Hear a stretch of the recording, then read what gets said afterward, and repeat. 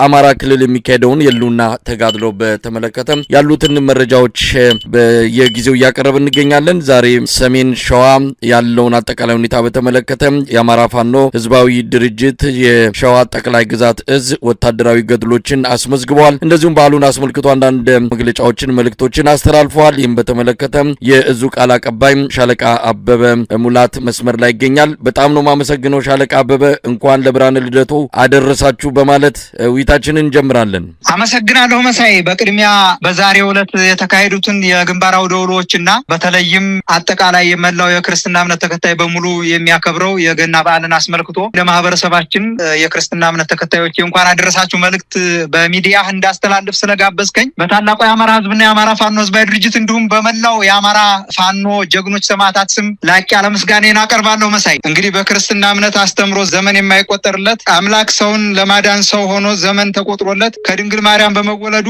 የማይታየው ታየ፣ የማይመረመረው ረቂቅ ተገልጦ ሰውና መላእክት በአንድ ጋር በደስታ ዘመሩ። በድቅድቅ ጨለማ የነበረው ዓለም ወደሚደነቅ ብርሃን ወጣ። እንግዲህ በክርስትና አስተምሮ ከአብና ከመንፈስ ቅዱስ ሳይለይ ከሶስትነቱ ሳይጎድል ከአምላክነት ክብሩ ሳይቀነስ በፍጹም ትሕትና በበረት መወለዱና መተኛቱ ከዚያም ለሰው ልጅ ፍቅር ብሎ የሞት ጽዋን መቅመሱ በእኛ ዘመን ለሰው ልጆች ፍቅር ብለው መስዋዕትነትን ከከፈሉት መካከል ለብዙዎቹ ዋነኛው ምሳሌና ራያ ነው። ምሳሌነቱም ለሁሉም ፍጥረታት ዘላለማዊ ነው። ስለዚህ የትግላችን ሰማዕታትን እያሰብን በዓሉ የፋኖ አንድነትና የህዝብ ፍቅርን ለዓለም በተጨባጭ የምንገልጥበት በዚሁ አጋጣሚ መግለጽ እንወዳለን። በዚህ ልክ ለመላው የአማራ ህዝብ የክርስትና እምነት ተከታዮች በሙሉ እንኳን አደረሳችሁ መልእክት በመላው አማራ ፋኖ ስም ማስተላለፍ ፈልጋለሁ። መሳይ ወደ ወቅታዊ የተጋድሎ እንቅስቃሴዎች እንምጣ። ሰሞኑን ምን አለ? አመሰግናለሁ በድጋሜ መሳይ። በተለይ በዚህ ሰሞን ለ15 እና 16 ቀናቶች በተለይ በይፋት ቀጠና ላይ የአማራ ፋኖ ህዝባዊ ድርጅት ሸዋ ጠቅላይ ግዛት እዝን አመራሩን ትኩረት ያደረገና ህዝባችን ላይ ትኩረት ያደረገ ከተለያየ ቦታ ኃይሉን አጠረቃቅሞ በተለይ ገዳይ የሚለውን ኃይል አለኝ የሚለውን ኤሊት ፎርስ ሸዋ ላይ አሰማርቷል። በተለይ ይፋት ቀጠና ላይ ያለውን ማህበረሰብ ለማውደም ማህበረሰቡን ሀብት ንብረት ለመዝረፍ በስፋት ከተለያዩ አቅጣጫ በአዲስ አበባ በኩል ከደብረ ብርሃን ከጣርማበር እንደዚሁም ከደብረ ሲና በልዩ ዞኑ በኩል ደግሞ ከዚህ ቀደም ታስታውስ ከሆነ አብይ አህመድ የብልጽግናው መሪ ማለት ነው ኬሚሴ ድረስ ሄዶ ኬሚሴን ህዝብ ምንድነው ያለው? ይሄንን ልዩ ዞን ከወንድሞቻችሁ ጋር እናገናኛችኋለን በቅርብ ቀን የሚል ህዝብ የመቀስቀስና ህዝብ ለህዝብ ግጭትን የሚያባብስ ስራዎችን ሰርቶ መሄዱ ይታወሳልና ከዚህ ጋር ተያይዞ በዛ አካባቢ ያለ የኦሮሚያ ሚኒሻ እና ሌሎችም ጥምር ኃይል በሚል የመከላከያ ዩኒፎርም አልብሶ አምጥቶ አለኝ ከሚለው ኤሊት ፎርስ ጋር በተለይ በዚህ በይፋት ራሳ ቀጠና ላይ አስገብቶ ነበረ። በጣም በሚገርም ሁኔታ እኔም በአካባቢው ነበርኩኝ፣ እዛ ፍልሚያ ላይ ነበርኩኝ እና ማጥቃት የሚያደርግ ኃይል አለ። ከኋላ ደግሞ በሰፊው አይሱዚ እና ኤፍኤስአር እያስጠጉ የማህበረሰቡን ሀብት ንብረት የሚዘርፉ ደግሞ አሉ። ይሄ ደግሞ በጣም አስገራሚ ነገር ነውና በወቅቱ እዛውም ስለነበርኩኝ አንዳንድ የገበሬ ማህበረሰቦች በጣም በሚያሳዝን ሁኔታ ተፋልመውታል። አባት አርበኛው ፋኖ ጦር እንዲሁም ከመደበኛ ሰራዊቱ ጋር ሆኖ ተፋልሟል። ግን ደግሞ ጠላት ገብቶ የያዛቸው ቦታዎች ላይ የቀበሌ አዛውንቶችን ትልቅ ጭፍጨፋ ሲያደርግ ነበረ። በሚያሳዝን ሁኔታ ከ30 የሚያንሱ በድሮን ጨፍጭፎብናል። ከ9 በላይ ንጹሃኖች ናቸው እንደዚሁ በግፍ ረሽኗል። በጣም በሚያሳዝን ሁኔታ ግን ቤታቸውን ጥለው የሄዱትን ጭምር በቤታቸው ሰብሮ እየገባ ከአንድ ቤት 30 ኩንታል ጭኗል። በሚገርም ሁኔታ የጽንፈኛው የተከማቸ እህል ነው ብሎ በመግለጫ ያወጣው የቀወት ወረዳ ኮሚኒኬሽን በጣም በሚያሳዝን ሁኔታ ማህበረሰባችን በዚህ ሰዓት እህል አዝምሮ በአመት ነው የሚያመርተው። ከፍተኛ አምራች ማህበረሰብ እንደሆነ ይታወቃል። ያንን ታርጌት አድርገው ምናልባት ለሰራዊታቸው ቀለብ ያጡ ይመስል ሙሉ በሙሉ የገበሬውን 30 ኩንታል 40 ኩንታል 20 ኩንታል ማሾ ባቄላ የለ ማሽላ የለ ጤፍ የለ ሙሉ በሙሉ ጭኖ ወደ ሸዋሮቢት ነው የገባው። በተለይ ከየራሳን ማህበረሰብ ንጹሃን ህዝብን ታርጌት ያደረገ ዘረፋና ጭፍጨፋ ነው የተካሄደው። በተለይ አንዱ በጣም የሚያስገርመው ክስተት ኩሬበረት የሚባል ቦታ ነው ቀበሌው ከአባይ አጥር ትንሽ ወጣ ብሎ ራሳ ኩሬበረት ቀበሌ ላይ አንድ ገበሬ ይሄንን ግፍ ሲያይ ባካቸው እኔ አልተኮስኩም ይሄው መሳሪያው ብሎ ንብረቱን ዘርፈውት በጣም ተሰምቶት አንድም ጥይት አልተኮስኩም ይሄው መሳሪያው ሰዱ ብሎ በቀረባቸው ሰዓት የሚገርመው መሳሪያውን ተቀብለው ወደ ኋላ አስረው ሰው እያየ እያያቸው አንጋለው እንደበጋረዱት በጣም በሚያሳዝን ሁኔታ ማለት ነው። እና ይሄንን ያየ አካባቢ ማህበረሰብ ፈጽሞ ወደ ጫካ ነው የገባው። ጫካ ከገባ በኋላ መፋለም ነው የያዘው። በዚህ አጋጣሚ ከፊት አጥቂ ኃይል ያልኩ የዚህ የጠላት የአብይ አህመድ ወንበር አስጠባቂ ኤሊት ፎርስ አለኝ የሚለው ኤሊት ፎርስ ወደፊት ገበሬ ማህበረሰቡን እያጠቃ ከኋላ አይሱዚ አስጠግቶ የሚዘርፍ ኃይል አለ። ያ የሚዘርፍ ኃይል ደግሞ ልክ ቀበሌ ላይ ያለውን ሙሉ የንጹሃን ንብረት ከጫነ በኋላ ያሉትን ሴቶች እና ህፃናቶች ንብረታቸውን ጭሮ ቻው ሲል ነበረ እና በጣም በሚያሳዝን ሁኔታ ትልቅ የሰብአዊ ቀውስ፣ ትልቅ የስነ ልቦና ጫና ለማድረስ ሞክሯል። ህዝባችን ግን እዛው በስነ ልቦና ከፍታው ላይ ይገኛል። ይሄ እንደው በጨረፍታ ለማስታወስ ያክል ነው። የዚህ ሰሞኑ በሸዋ ጠቅላይ ግዛት ይፋት አውራጃ ላይ የተከሰተው ክስተት ልቆ መሳፍንት የሌለው በህዝባችን ላይ ከፍተኛ የሆነ ወከባ፣ የራሳን ህዝብ ታርጌት ያደረገ ጭፍጨፋ፣ ሀብት ንብረት ዘረፋ ነው ያካሄደው። በተለይ ጠድቻ የሚባል ቀበሌ ላይ በርካታ አርሶ አደሮች ሙሉ በሙሉ መደዳውን እህላቸው ተጭኗል። ዘይት እንኳን እንጥፍጣፊ ሳይቀር ተጭኗል። ከሳጥን እየሰበሩ የአንገት ሀብል ወርቅ አይቀርም ጭነዋል። ሽቶ አይቀር ጭነዋል። ያው የገጠር ማህበረሰብ ብዙ ጊዜ በሶላር ነው የሚጠቀመው። ሶላሩን ሳይቀር ከቤት ላይ እየነቀሉ ወስደው ጭነዋል። ሙሉ በሙሉ ፍራሽ ሳይቀር ልብስ ሳይቀር ሙሉ በሙሉ ጭነውባቸው እንደው ለማስረጃ እንዲጠቅምህ ቪዲዮ መላክ እችላለሁኝ። በአጋጣሚ እኔ እዛው የችግሩ ተቋዳሽ የነበሩት ማህበረሰቦች መሀልም ስለነበርኩ አብሬ እየተዋጋሁም ስለነበረ ችግሩን በደንብ ለማየት ችያለሁና በፎቶም በቪዲዮ ማስረጃ ስላለኝ የዘረፉትን ንብረት ጭምር ያወደሙትን ንብረት ጭምር በፎቶና በቪዲዮ ማስረጃውን እልክልሃለሁ። መሳይ እንደው በገደም ዳሚው ይሄን ይመስላል። በአጠቃላይ ግን ይፋት ቀጠና ላይ በከፍተኛ ሁኔታ የተደራጀ የአባት አርበኛው ፋኖ ጦር አርበኛው እየተዋጋኝ ነው፣ እንዲሁም ከፍተኛ የሆነ ጠንካራ ኃይል አለ በሚል ሰበብ ከተለያዩ ቦታ ገዳይና አራጅ የሆነ ኤሊት ፎርስ አስገብቶ በማህበረሰባችን ላይ ከፍተኛ ወከባ፣ ከፍተኛ እንግልት፣ ከፍተኛ ዝርፊያ ፈጽሟል። ይሄ የዓለም አቀፍ ማህበረሰቡ በደንብ ማወቅ መቻል አለበት። ዝርፊያ ከመፈጸሙም በላይ መጀመሪያ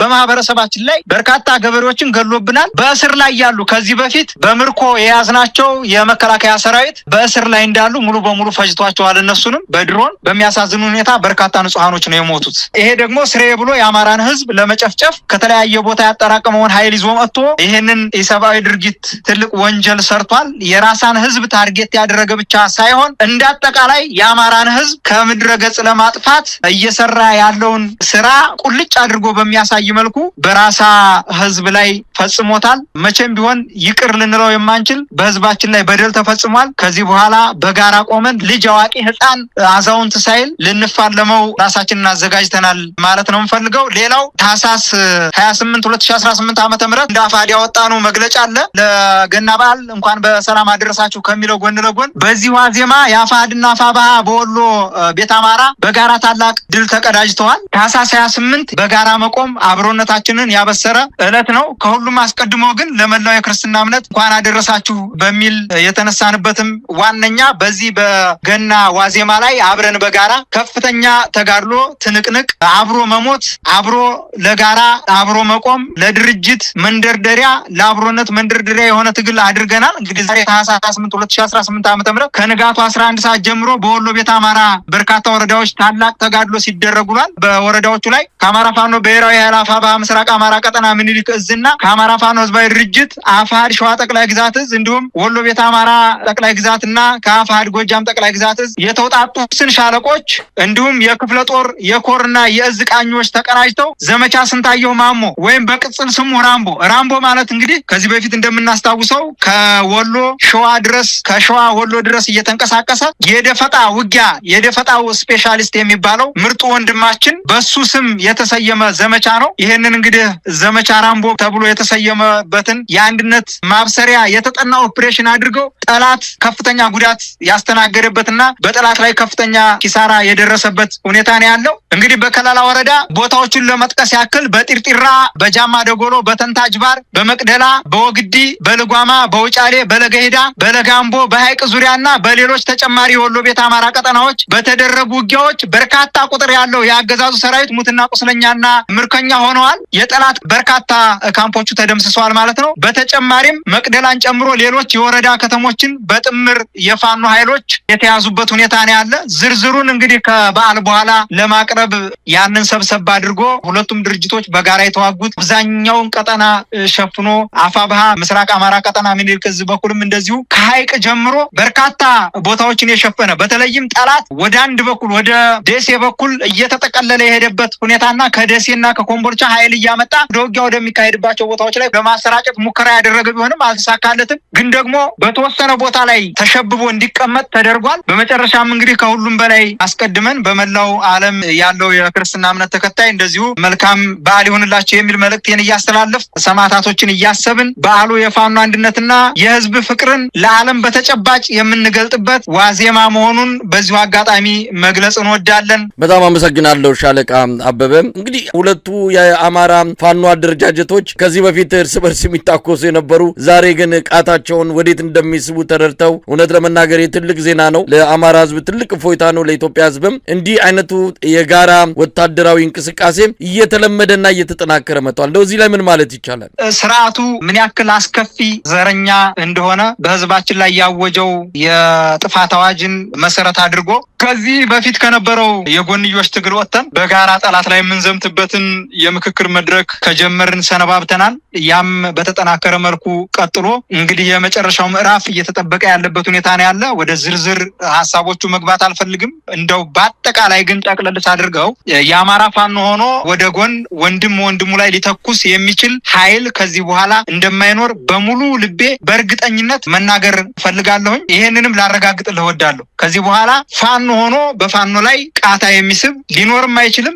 ከዚህ በፊት የነበረውንም ስህተታችንን እጥብ አድርገን ጥለን ወደፊት የጋራ በርካታ ጠላት አለብን። የጋራ ጠላታችን ላይ ትኩረት የምናደርግበት ምዕራፍ ላይ ደርሰናል። ይሄንን እንግዲህ በቀጣይ ለህዝባችን ይፋ የምናደርግበት ቀን ሩቅ ይሆናል ብዬ አላስብም። ያንን መጠበቅ መቻል አለብን። ወደ ዝርዝሩ መግባት አልፈልግም። የስርዓቱ አስከፊነት ይታወቃል። በአማራ ህዝብ ላይ ያወጀው የዘር ጭፍጨፋ ይታወቃል። ሌት ተቀን በድሮን በታች በመድፍና በዙ አለኝ በሚለው ባጠራቀማቸው መሳሪያዎች ሁሉ የአማራን ህዝብ ከተለያዩ ቦታዎች ላይ ሰራዊት እየመለመለ ሰራዊት እያሰለፈ እየመጣ የአማራ ህዝብ ከላይ በእግዚአብሔር ቸርነት ከታች ደግሞ በክንዱ እየታገለ ያለበት ሁኔታ ነው ያለና በዚሁ አጋጣሚ እንግዲህ ከዚህ በኋላ በአንድነታችን ዙሪያ ምናልባት ሰርጎ ገብ ከዚህ በኋላ እንደ ትቢያ አራግፈን የምንጥልበት የመጨረሻው ምዕራፍ ላይ የደረስንበት ሁኔታ እንዳለ መጠቆም እፈልጋለሁኝ። መሳይ እንደው ሻለቃ አበበ በዚህ አጋጣሚ በአገዛዙ በኩል ያለው እንግዲህ የድሮን ጥቃት ዘረፋው ቀደም ሲል በዝርዝር ገልጸልናል። በአንጻሩ ህዝቡን እየሰበሰቡ የፋኖ ትግል ለአማራ ህዝብ ምንም ያመጣው ነገር የለም። በቅርቡም አንድ ባለስልጣን የአማራ ምስለኔ አስተዳደር የተናገረውን በዚህ አጋጣሚ መጥቀስ ያስፈልጋል። ለምን ተገዜን ተሻግረው አይሄዱም ፋኖችን ያለው ከህወሓት ጋርም ይሁን ከሌላ ኃይል ጋር ለማጋጨትና ደም ለማቃባት ከወዲሁ ቅስቀሳ ተጀምሯል። መሳሪያችሁን አስቀምጣችሁ በሬ ሰተናችሁ ታርሳላችሁ፣ ከዛ ውጪ ጥያቄ የላችሁም፣ ካለም ከተገዜ ማዶ ነው አጀንዳ ያለን የሚል ቅስቀሳ ሲያደርጉ እንደነበረ ወታደራዊም የፖለቲካ ሹሞችም ህዝቡን እየሰበሰቡ እያስጨነቁ እንዳለም ለመታዘብ ችለናል። እንግዲህ በየዕለቱ ነው ስብሰባ እያደረጉ እየጠሩ ያሉትና እዚህ ላይ ምን ማለት ይቻላል ሻለቃ አበበ? የአማራን ህዝብ ለመጨፍጨፍ በተለያየ ጊዜ የተለያየ አጀንዳ የመቅረጽ ባህል ያለው ስርዓት ነው ያለው። ይሄ ስርዓት ደግሞ ለአማራ ህዝብ የማይበጅ ለአማራ ህዝብ መጨፍጨፊያ መዶሻ ህገ መንግስቱን ተጠቅሞ ህዝባችንን በዛ ልክ እያንገላታ ያለበት ሁኔታ ነው ያለ። ከዛም በላይ ግን በከፍተኛ ሁኔታ የሐሰት ትርክት እየረጨ ህዝባችንን እያወናበደ የፋኖ ትግል ለአማራ ህዝብ አይጠቅምም የሚል ራሱን እንደ ጻድቅ አይቶ በድሮን እየጨፈጨፈ ይሄ የትጥቅ ትግል ከጀመረ ጊዜ ጀምሮ በጣም በርካታ አማራ በድሮን ተጨፍጭፏል። በትንሹ ከ200 በላይ ድሮን ተጥሏል በአማራው ክልል ላይ ማለት ነው። እንግዲህ የአማራ ፋኖ ድሮን ጥሎ ህዝብ አልጨፈጨፈም። ይሄ ስርዓት የአማራን ህዝብ ለመጨፍጨፍ ድሮን ከተለያዩ ሀገራቶች እየለመነ እያመጣ በዚህ ልክ ህዝብ እያዋረደ በአንዲት ሰከንድ ውስጥ 50 እና 60 ንጹሃኖች እየተጨፈጨፉ እናቶች፣ ህፃን፣ አዛውንቶች እየተጨፈጨፉ ባለበት ሰዓት እኔው ነኝ የምበጃችሁ የሚል ቀቢጸ ተስፋ እኔው ነኝ የሚበጃችሁ የሚል እንግዲህ በሬውን ከሰረቀኝ ጋራ የሚለው ተረት ለዚህ ነው የሚጠቅመውና በጣም በሚያሳዝን ሁኔታ እንደዚህ አይነት ውዥንብር እየፈጠረ ህዝብን እየጨፈጨፈ ለመኖር ሌላ አጀንዳ ለመስጠት ከተከዜ ማዶ አይሻገሩም ወይ የሚል ንግግር ሲያደርጉ እመለከታለሁ።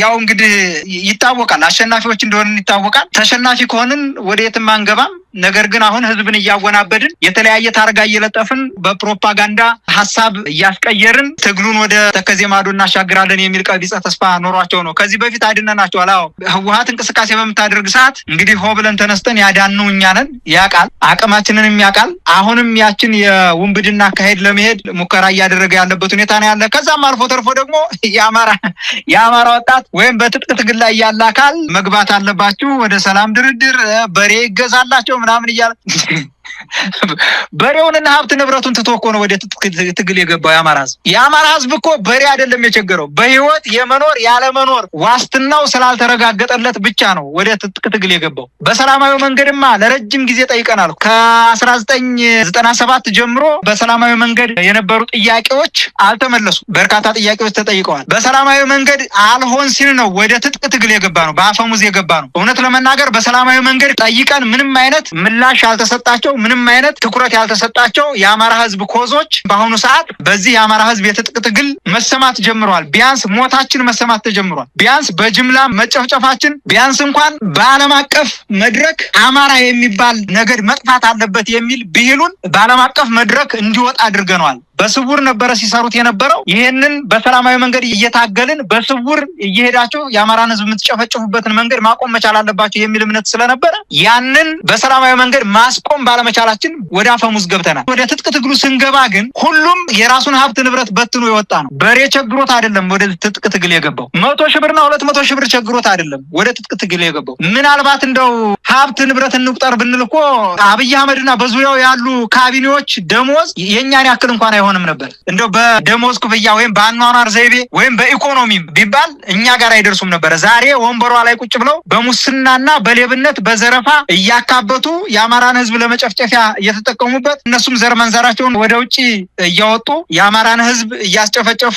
እነሱ ልጆቻቸውን በውጪ ትምህርት ቤቶች እያስተማሩ የአማራን ህዝብ ትምህርት አልባ፣ እውቀት አልባ፣ መሰረት አልባ የሆነ ተሳዳጅ የሆነ ህዝብ ለማድረግ ትልቅ ስራ እየሰሩ ነው። ስለዚህ ማንሳት የፈለኩት የአማራ ህዝብ በሬ ቸግሮት 100 ሺህ ብርና 200 ሺህ ብር ቸግሮት አይደለም ወደ ትጥቅ ትግል የገባው። ይሄንን የሚያነሱ አጀንዳ አስቀያሪ ጡረተኛ ካቢኔዎች የማደናገር ስራ እየሰሩ ህዝባችንን ለከፍተኛ እልቂት የቀረውን ህዝባችንን ለማጥፋት ታትረው እየሰሩ ያለበት ሁኔታ ነው ያለ። ይሄንን ደግሞ ጠንቅቀን እናውቃለን። ለዚህም አጸፋዊ ምላሽ ለመስጠት አንድነታችን እንደሆነ ሁሉም የአማራ ህዝብ የአማራ ፋኖ ሰራዊት ሙሉ በሙሉ ተገንዝቦ አንድነት መንፈስ ላይ ቆመን በጋራ እየተዋጋን ጠላትን በጋራ እያሸነፍን ድል እየተቀዳጀን ያለንበት ሁኔታ ነው ያለ። በቀጣይም እንዳጠቃላይ የአማራ ህዝብ የአማራ ፋኖ የግባችን መዳረሻ ላይ የምንደርስበትን ምዕራፍ ይዘናል። በአራቱም ግዛት ላይ ያለ የፋኖ አደረጃጀት አፋብሃም ሆነ አፋሃድ በጋራ ቆሞ አንድ አማራዊ ተቋም፣ አንድ መርህ፣ አንድ የፖለቲካ አቋም ይዘን የምንታገልበትን መንገድ ይዘን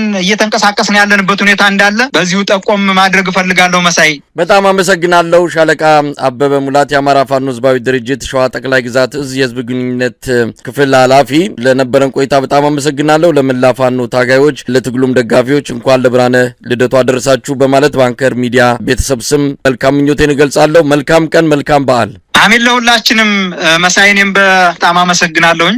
ክብርና ሞገስ ለሰማዕታት። ድል ለአማራ ፋኖ ሁሉ፣ ድል ለአማራ ህዝብ፣ ድል ለኢትዮጵያ ህዝብ ማለት ነው የምፈልገው። አመሰግናለሁ መሳይ።